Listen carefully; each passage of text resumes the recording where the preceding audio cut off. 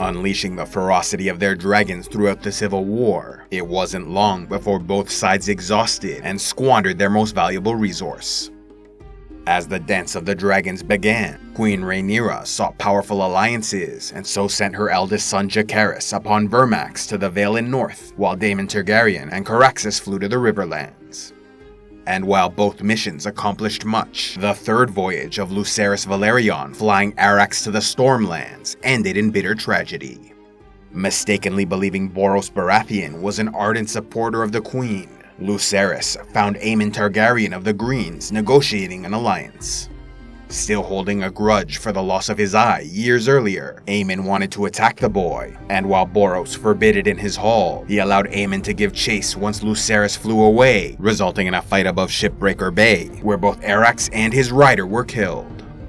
When the Greens later turned their attention to conquering the Crown Lands, they sacked Duskendale before moving on to Rook's Rest, where House Staunton sent for aid, prompting Princess Rhaenys of the Blacks to arrive on Meleys the Red Queen. Engaging in the Battle of Rook's Rest against King Aegon on Sunfyre and Prince Aemond on Vhagar, Meleys viciously bit Sunfyre's neck, which caused a chaotic melee, sending all three crashing to the ground. Suffering a terrible defeat, Rhaenys and her dragon were killed, while Aemond and Vhagar emerged unharmed. The king and his dragon also survived, but were both critically wounded, with Sunfyre tearing a wing and Aegon suffering burns and broken bones. As Sunfyre was unable to fly, a green garrison fed and protected him until House Mouton recaptured Rook's Rest and sent their warriors to slay the dragon. Although Sunfyre's wounds did not heal perfectly, he was recovered enough to kill 60 men and take flight to escape. Serving as regent while the king was wounded, Aemon mounted Vhagar and traveled to Harrenhal, hoping to eliminate the enemy's best fighters, Daemon and Caraxes. Yet he found the fortress empty, with Daemon long gone, and so Aemon used Vhagar to rain terror and death upon the Riverlands, but in doing so left a large green army undefended, resulting in their defeat and the loss of the territory. Yet Aemon finally got his wish when Daemon spread the word, inviting his rival to a final confrontation in Harrenhal. Engaging in the battle above the God's Eye, Vhagar and Caraxes locked together as they crashed into the ground, killing them all.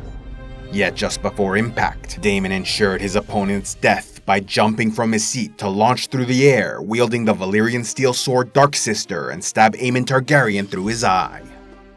As the war escalated, the Blacks hoped the Dragonseeds might gain them a decisive advantage, but then suffered a catastrophe in their first expedition, engaging in the Battle of the Gullet, one of the bloodiest sea battles in history.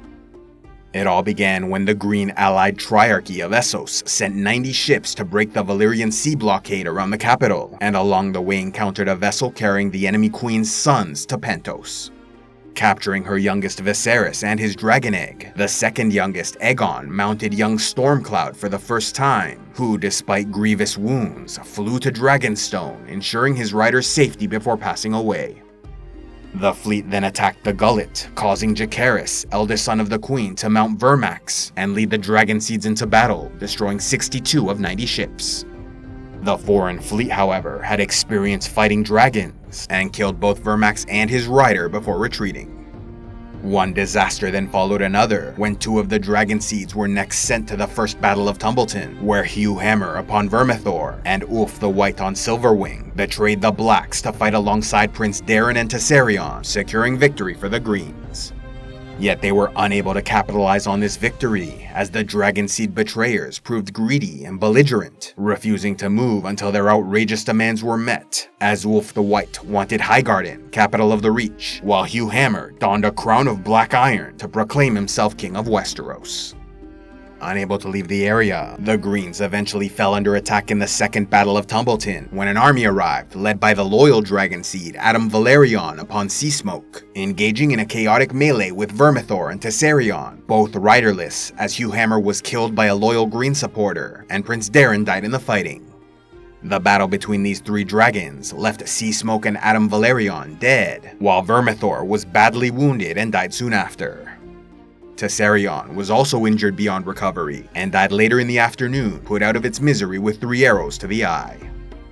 As Ulf the White was so drunk he slept through the battle, his dragon Silverwing avoided the conflict by flying high into the air, only coming down to check on her mate, discovering Vermithor dead. According to the singers, she tried to lift his wing 3 times before flying away.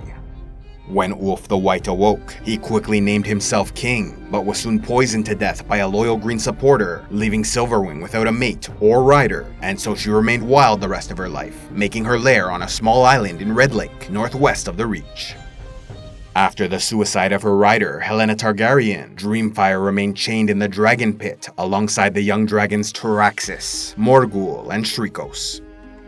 Though Queen Rhaenyra ruled from the capital for a time, the end of her reign saw the city fall to chaos and rioting, allowing a mad prophet called the Shepherd to rally a great mob and storm the Dragonpit, believing the dragons were demons which brought forth the doom of men.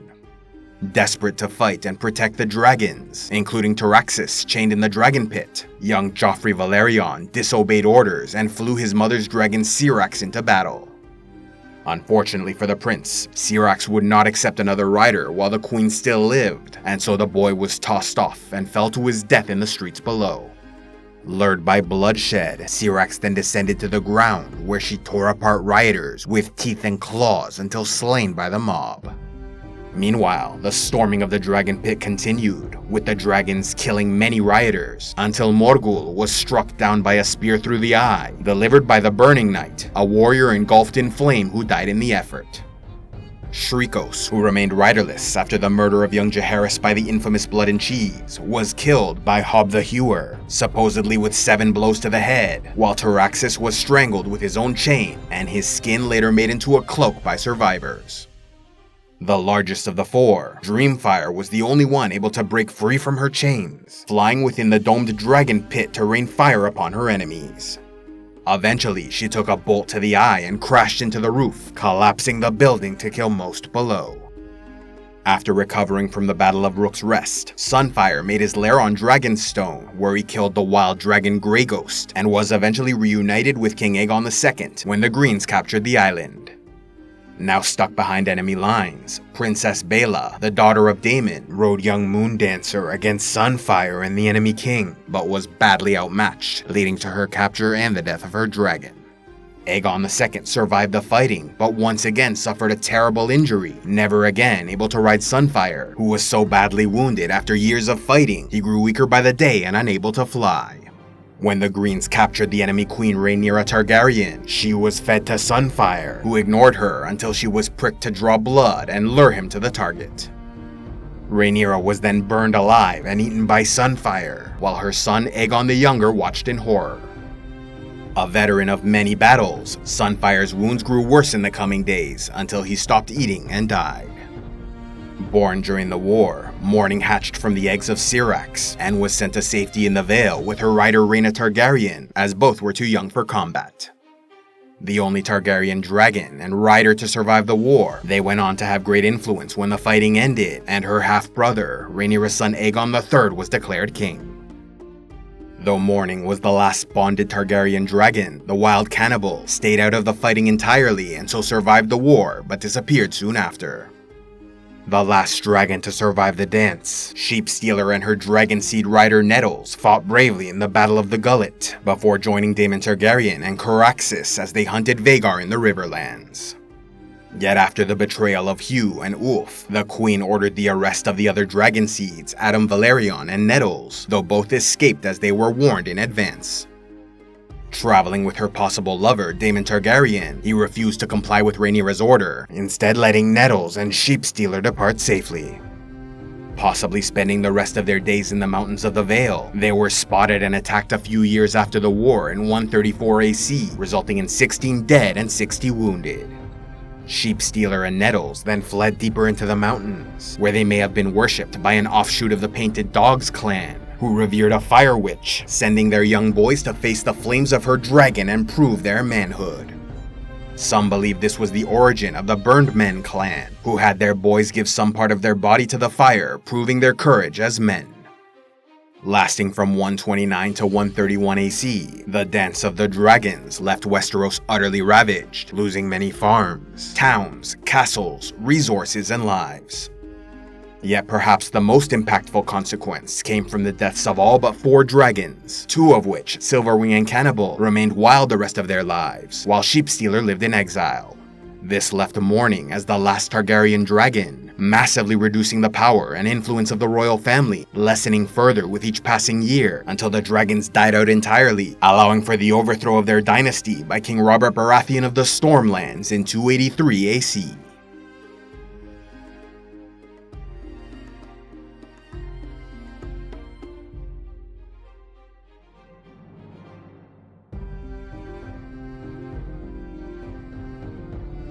A special thanks to all those who contribute to CivilizationEx, like Sir Darren of House Ashford, Fred Heartless, Knight of Iron and Ice, Ishmam Ahmed of Shamidiana, and Pete J. King. If you'd like to help the channel, be sure to give a like, leave a comment, subscribe, and click on the links below, or else go to patreon.com/CivilizationEx, where you can gain early access to videos, vote on future content, and watch the Patreon-only series, Heroes of Lore and Legend.